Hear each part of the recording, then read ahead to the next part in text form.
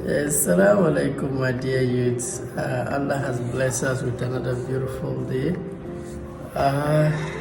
Today I have a very simple message for you, and the message is 7 phases of life every entrepreneur must go through. The 7 seasons of life every entrepreneur, not fake entrepreneur, serious entrepreneur. 7 phases of life or 7 seasons of life every entrepreneur must go through. I sourced this from one of my mentor, Daniel Ali. So the first one is using your personal money phase. The second is letting go of toxic relationship phase. The third is focusing on one central idea phase.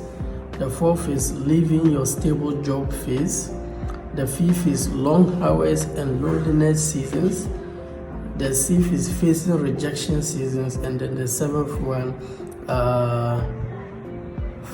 financial freedom season, or maybe success in your endeavor seasons. So let me pick each one and try to explain them.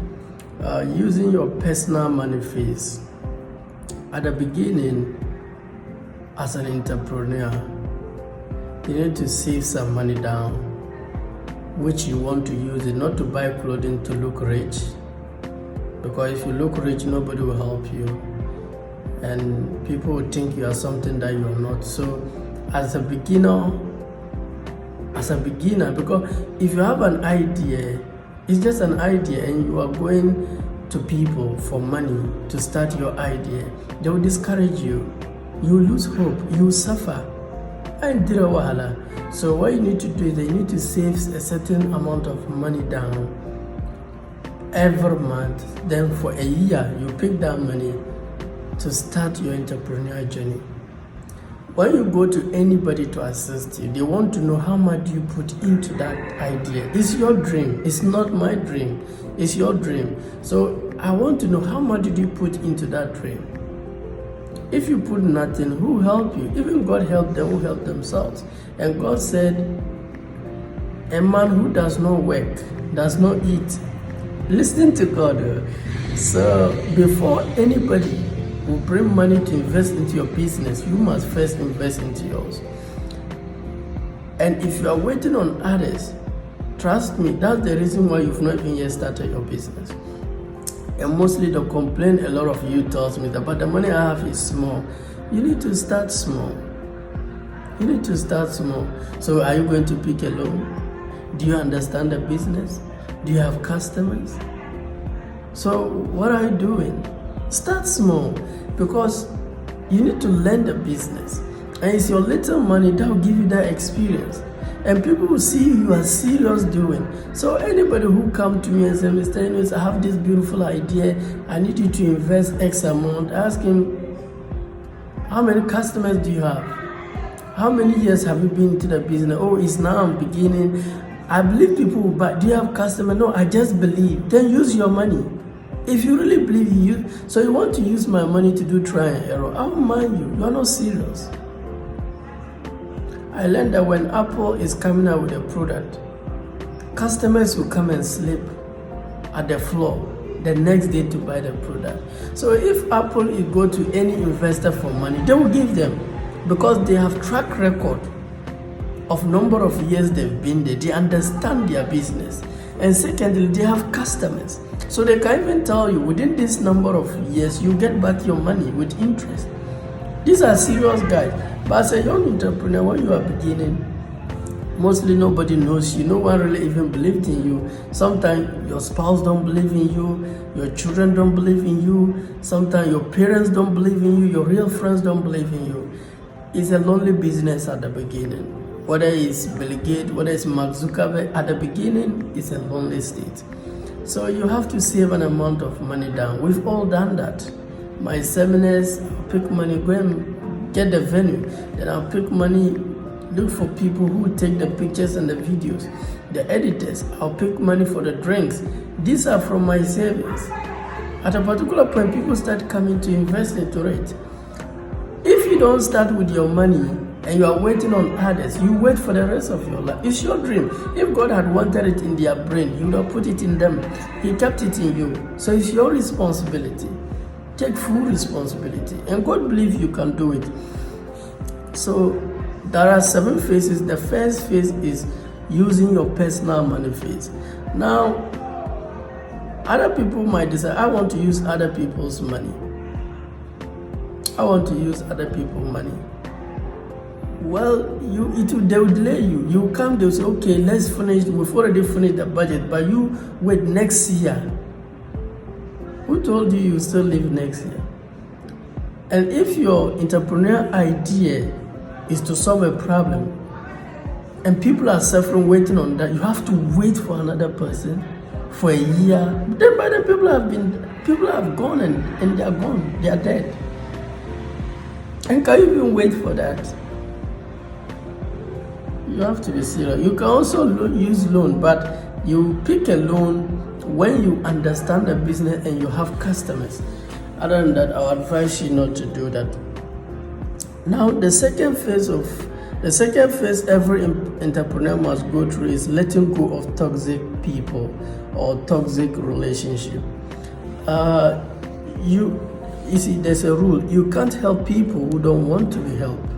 Even God said, God helped them who help themselves. You can't change people by force. I remember this story. They asked if people fell into a river and a helicopter come to pick them, and they realized that the number of people in the water are more than the occupant spaces in the helicopter. So the question they asked them, who would you pick first? Your mom is inside, your dad is inside, your children are inside, your whole family are inside, your friends are inside. These people are inside the water. They are inside the water. They all need you. And the helicopter just comes. Who would you pick first? They asked the drivers, the pilot, who would you pick first? He said that's a tough question. But the truth is that we pick those who swim towards us. We rescue those who swim towards us. So, wow. Even if it's your spouse and he or she doesn't want to swim towards you, you can't help them. Even if it's your dad, he doesn't swim towards you, you can't help them. Maybe a different person might help them. Even if it's your best friend and he doesn't want to swim towards you, there's nothing you can do. We have what we call freedom to choose. The hardest people to help are people who are not swimming towards you. You frustrate your life. If you're not careful, you waste a lot of energy that you could have used to save a lot of people. And the funny thing is that the real people, God said you will change. They'll be swimming towards you. So focus on those people. And pray for anybody you love who doesn't want to swim towards you. Pray for them. But just know that the only people you can help are those who are swimming towards you. So you need to let go of toxic relationship. So you can't help people who don't want to be helped. You put money. I remember that one man, you had to do a naming ceremony. You don't have money. Somebody gave you that money. Then he used that money and went and did bet. He went and bet and he lost all the money. You don't have money for a naming ceremony. Somebody gave you that money. You went and used it bet. You can't help these people. You have fees problem. You are a student. They've sacked you from examination. Somebody helped you with money. Go and pay. You went and play bet and lose that money. How can I help you? I can't help people who don't want to be helped. God help them who help themselves. So with a toxic relationship, identify who are the people you've been putting your time and energy and money trying to help. They don't listen to you. They don't care. Let them be. Pray for them. They are not for you to help. Maybe a different person will be able to help them. As a young entrepreneur, if you don't know this, it will delay you. Maybe it's a friend you have. You've been trying to bring him into the business and he's not willing. You can't help people who don't want to swim towards you. Let them be. Just let them be. They are not you. Don't force any relationship you force to get. You have to force for it to remain. And so if you have 70 years to live with that person, then you suffer for 70 years. It will not help you. So there will be a phase you have to let go of certain relationship. Some are very close to you, but you have no option. You can only help those who swim towards you, who take what you are doing business. I listened to one of my mentors. He advised that you should stop speaking to people who don't want to listen. Because when you keep on speaking, it loses its value. Instead, when you are around them, be quiet. They will start telling you what they want. Just be quiet. At time can they will ask you, can't you advise me on this? But stop giving to people what they don't need. The more you give much of it, the more worse you become. They don't want to be around you. So there will be a phase in your life you have to cut off certain people. It's very, very important. It's very, very important. So letting go of toxic relationship. Now there are other people other type of relationship, they bring you down.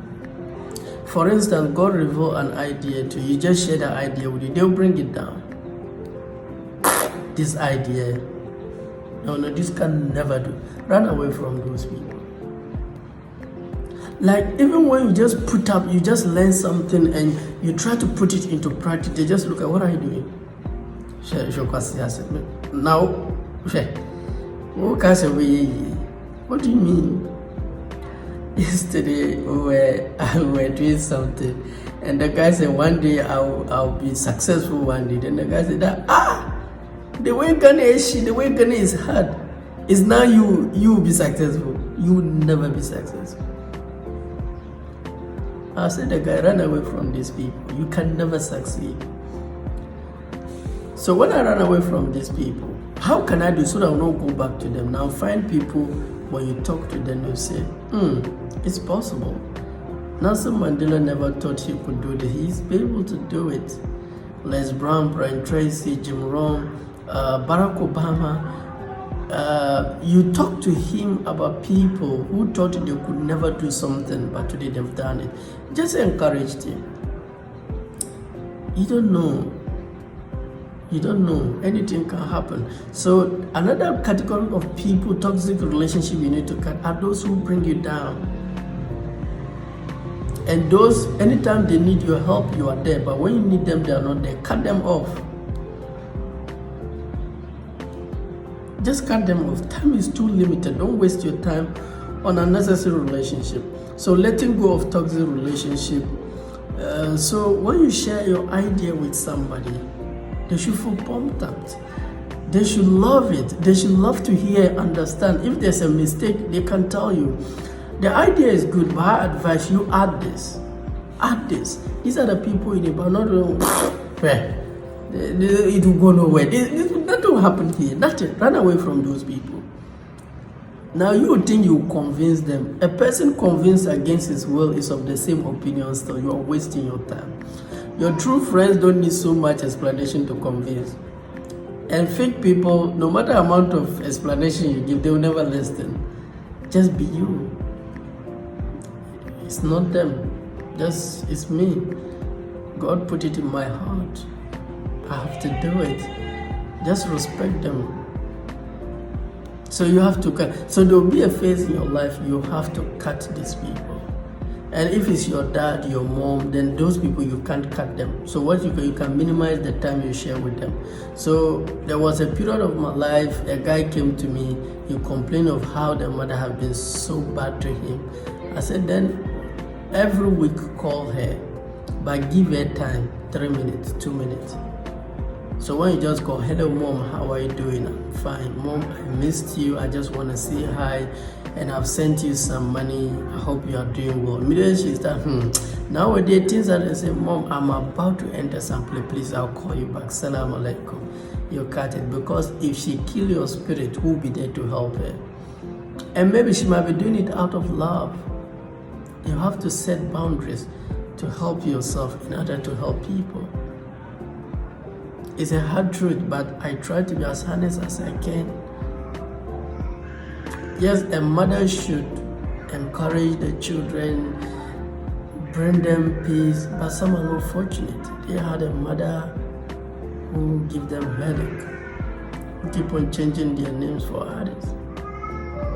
You have to respect them because they suffered for giving birth to you. Another is your daddy.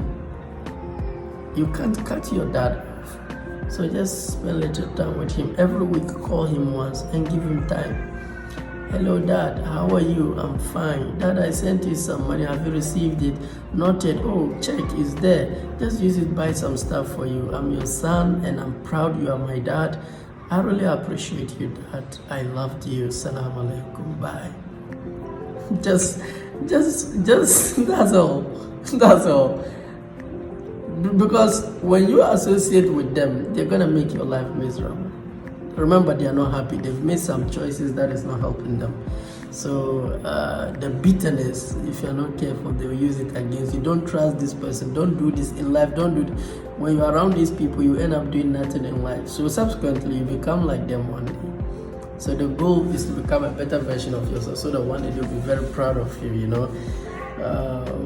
And trust me, there are times you meet a spouse, a woman you want to marry, and your family will never support it at the beginning. Don't worry, still go on. You know her or you know him, they don't know you. But once, don't go ahead in the marriage. When you try to explain to them and they are not getting, you bring in imam or leadership, they talk, they are not understanding. And they still want to choose somebody for you. Don't agree. Don't agree, because they will die and leave you and that person. And if you're not careful, it's going to affect you. So once you identify the person you are with and you believe that's the right person, just continue going. If they really love you, they really want the best for you. You know, sometimes they see things we don't see. So just try to understand the reason why they are not in support of you. Get their reasons and then try to explain to them. If you're able to demystify their reasons, they will reason with you. For instance, at the beginning of my relationship, my parents really, especially my mom, was in support of certain things. But as we went on and did as God said, anytime your parents want you to go against what God said, you should listen to God. But aside from that, you must always respect them. So I realized that it was a good decision, so I went ahead. Then subsequently, they got to realize that she's a good person, she's a very good person. Then they realized it was a good choice. But I understood them, they never know them, so they are scared, you know. So such is life, such is life. You see, when you take that responsibility, when a problem comes, you don't blame anybody, you take full responsibility, and that's how our life changed. But when you are waiting for somebody to tell you to take a spouse, when anything problem comes, someone will man fan, and you know, you are the one who made me do it. Are you not the one who made me do it? No, that will not help you. You will suffer for the rest of your life. So the second phase of your entrepreneurial journey is a phase of letting go of toxic relationship. The third one is focusing on one central idea. There will be a time you need to say no to so many ideas in order to complete just one idea. And sometimes it will take you a long time, like 10 years doing one thing to succeed. Now, here's the question. If you're not able to say no to several ideas in order to complete it, you will never complete this one. And when you start this one and a new idea will come, you stop this and pick that one too, you stop. Another idea will come, you pick that one, another. Successful people are not successful because they do a lot of ideas. No, they pick one idea, start it, stay in it, finish it. You become successful when you complete something. And the best way to know whether something is for you or not is when you stick to it long enough. When you finish it and it's not the way you want it, you always have the freedom to move and there's no regret. But if you quit something in the middle, you pick something, do 40%, quit, take another one, 60%, quit, take another one, 80%, quit, you would live a very miserable life. So as a young entrepreneur, just know that there will be a point you have to focus on one central idea and you have to say no to other ideas, or else you have petty uncompleted. You have to do that. You have to do that. And sometimes a guy came to me. He's a Mason. He said, "So you mean I should focus on one central idea?" I said, "Yes." "Now how?" I said, "Okay, you are a Mason, right? So I want you to look for what are some of the courses you can study as a Mason. Are they 3 months, 6 months courses? Are they 1 year courses? What are the courses you can easily study to educate yourself to become very professional? Because the more you know, the more people take it serious. The more rich people can relate with you and give you a bigger contract. But if you remain average, you will not get important contracts. You just get them once in a while. And consistency makes you rich, not once in a while. So you have to educate yourself in the Mason lane. Not all knowledge is useful to you as a Mason, and not all knowledge is useful to you as a farmer, and not all knowledge is useful to you as a motivator. Not all knowledge is useful to you as a professional nurse. Not all knowledge is useful to you as a professional teacher. You have only 24 hours and you have one life. If you try to study so many areas, you just be average in all those areas and people will not take you serious. So I told him, first, educate yourself on the Mason thing. Secondly, what are the materials that Masons use in doing their work? He talk of cement, he talk of shovel, he talks of wheelbarrow. I said, that's your business. Anytime you save every month, right now you have a job, you're a teacher by profession, your gift is Mason. So anytime you get your salary, save 20% every month. Don't buy anything, just save it. Every year then you start investing. So your area of investment is invest into the Mason material. So whether it's shovel you buy down, whether it's cement you buy down, whether it's wheelbarrow you buy down. The things Masons use, just buy them down. So he bought some of them. Recently he told me that they had a work and the man needed some materials and he just sold them from his shop to them. I said, that's your business. Don't try to do everything. Just focus on educating yourself as a professional Mason. The materials they need, the quality ones, get them down. When you are doing work for somebody, they will need them, then you use it and do it. It will help you. And lastly, when you get money, buy a plot, you to build 3 rooms or 4 rooms, live in one and rent the 3. That is, when you are able to do this 3 things, inshallah, life will be better for you. If you're also a teacher, educate yourself, try and have your PhD, master's, PhD. But we say they will not give me salary. Your future is bigger than salary. What is salary? When you get your PhD, bigger opportunities will come to you. If they are giving position and you have a first degree and somebody have masters, they will give it to the masters. If you have PhD, they'll give it to you. It's just for opportunity to separate yourself from the crowd. That down there, the traffic is many, but the top, very little people are there. So I encourage you, if you end up to the teaching profession, educate yourself to the master's and the PhD level. And the way to do that is to save every month. I'm telling you, the money I'm getting is not enough. Well, so if 2,500 is not enough, or 2,300 is not enough, or 2,000 is not enough, if you save 20%, let's say 2,000, you save 200 cedi every month. How much is left? 1,800. If 2,000 is not enough, then 1,800 is not enough. Saving the 200, but I'm saying the 200 is small. Every seed is small, but at least it's better than nothing. When you are broke, if you don't save something when you are broke, you never come out of the brokenness. Because Nanado will never change his mind one day to come and help you. If you don't save something when you are broke, you will never come out of the brokenness. That is the hard truth. So save every month. Then yearly you better your education. You do your master's, you do your PhD. Once you are done with that, you look for the materials teachers use, textbooks, the subject you are teaching. Start learning how to write a book. Write your own. You've been teaching it for 10 years. Get some content, write it down, publish it, invest, publish it, and sell it. And start selling it to different schools. That's your business. Or open a stationery shop and sell materials people use. I advised a headmaster, he was into animals. The animals are dying, it's not helping him. I said, look, your customers are students. Sell what they need. He opened a small stationery shop and started selling them. So September, when the younger ones are coming, freshers, he sold a lot. He was shocked. Now he has almost 7 stores. That's his business now. Make things simple for you. Business is hard. If you make it hard, you can't do it. Make it easy for you.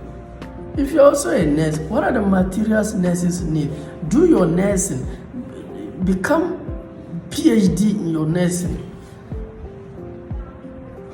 Then after that, the teacher told him, when you get money, get a plot, mold blocks, build 3-4 rooms, be in one and rent 3. That is all. That's the formula. How do you get your freedom? You save for it. How do you do something? You save for it. Some of you are just waiting for it. So focus on one central idea. Sometimes it's not about the money per se, it's the idea. There was a project we were doing, and I just spent some amount of money for a particular thing. And one guy who was doing the work for us, he said that could I believe this amount of money ever came into his hands? I said, really? He said, where is it? That bet has taken everything back. I said, oh wow. So I said, then it's not about the money, it's a mindset.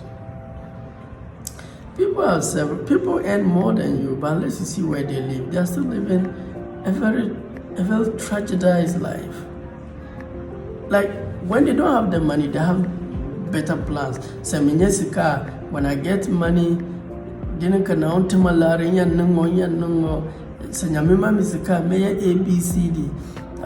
if I get money, I'll do ABCD. But when the money comes into their hands, they repeat their patterns. They repeat their habit. So I told them, look, yes, we might receive the same amount, but we don't have the same mindset. It's not about the receiving. What do you do with what you received? Some play bet with it.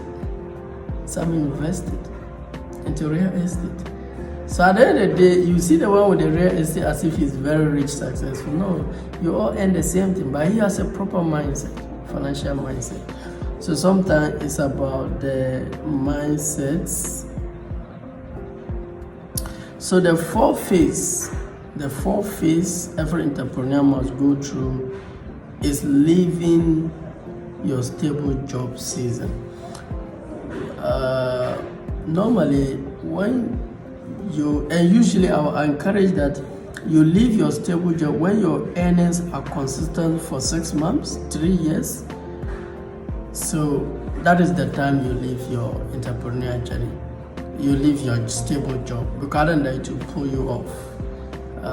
When you start, don't leave your stable job because you don't have customers that can be trusted, and you don't even know how much you earn. So normally, when you start a business, you look at monthly, how much do you spend?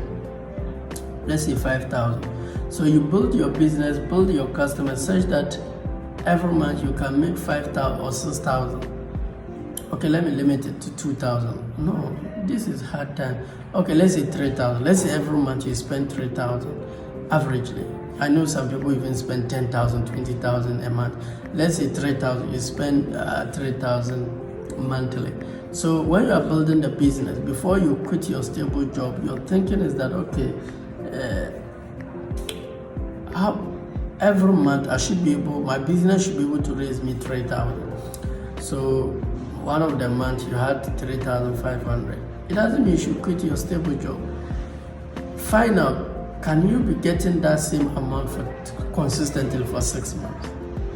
So if you're able to do that, it's okay, let me extend it for 3 years. If you're able to do that, then you quit your stable job. Quit respectfully, so that in case things doesn't work, you can still come and make an amendment with them. it will be very easy for you. So don't quit. Some of you, when your business, you just go there and speak chaff. No. Always respect where you started. Because when you are coming down, you come and meet them. So let people miss you. Live where you are the right way. So they always want you back. So leaving your stable job season. All the successful entrepreneurs I know, they've leave their job. Everybody. You have to. And now, you see, yes, you have to leave your job because your business will need all of you to succeed. So the job will take in time and it's gonna affect you. So you need to give it all and give opportunity for others to come and join that stable job. The fifth phase of your life is long hours and loneliness season. Normally when you are at your job, you only do 8 hours and come and sleep. When you start your own journey, you think it's freedom. Now you have to do 24 hours. You have to work 24 hours. Now it's you. You take full responsibility. Loneliness. When you are at your job, you have people to share views, you chat together, you eat together, you chat. When you start your job, it's lonely. 90% of the population are into their job. So when you start your entrepreneur journey, you have nobody. You'll be very lonely. But that's okay. It's temporary. It's temporary. One day you might employ some of them. So far as you do it with good heart, you quit the job respectfully. You don't look down upon anybody. It's a journey you are taking with Almighty God. Allah will make a way for you. And you employ some of them, you people still live happily. But just know that mostly it's a lonely job. It's a personal thing you're taking. It's so lonely that most people decide to just remain in the stable job. So, and if you think, if I quit, I'll get freedom to do what I want. Oh no, you work for 24 hours before you now get the freedom. Every day you are working. You are here, you have to handle here. It's a work. Especially for the first 3, 4, 5, 10 years, it's a work. Then you get to a point, you systemize things, then you can now rest. The C phase is facing rejection season. After you quit your job, you are doing your entrepreneurship, a lot of people are gonna reject you because surprisingly your customers will be those who are doing the job. So you have to go and speak to them in order to attract them, convert them into your customers. Trust me, it's not gonna be easy for you. You face a lot of rejection, but that's okay. Don't take it personal. Don't take it personal. See it this way. They have a need. They have a problem. You have the solution. So you are willing to solve it for them. Then they will assist you with some X amount. If somebody needs cocaine and somebody supply cocaine to him, guess what they pay the person? Huge amount. If somebody needs weed, if somebody needs sexual boost and they give it to the person, guess what they pay him? So if you also have a content or a product or a service and somebody is into serious need and you give it to them, guess what? You decide how much you think you take. If you decide to do it for free, that's okay. It's either you can't sustain the business. If you do something for free, and people might not take it really serious. I've had a lot of customers, free customers, paid customers, and the paid customers, they tend to take what I'm saying serious. Like even if you get somebody cheap, you treat the person like that. Effort must be involved in. You rescue people swim towards you. These are the people you should give your time with. Now the last phase is after all this, not the successful stage. financial freedom stage. So I wish you all the best. I've already exhausted a lot of time, but let me conclude by saying this. The ego runs from suffering because it is the death of the ego. The ego runs from suffering because it is the death of the ego. When you go through so much pain, you become very humble. Suffering is good, difficulty is good, hard times are good. Why? It purifies you. It's killing ego. The reason why ego is running away from that is because it's the death of the ego. And God cannot use anybody with ego. And the higher your ego, the higher the difficulty. The quicker you learn this and humble yourself, the quicker your success. I don't care who you are. Difficulties, pains, hard knock will knock you down to humble you. It's just to purify you from ego. So all the great people have gone through hardship because it's the hardship that purifies them, that take away the ego. So my simple note is all what you are going through is good. It's purifying your ego. It's gonna kill the ego down. You're gonna be very humble. Then you'll be broken. Then God can use you for His purpose. God bless you. Assalamu alaikum. Bye.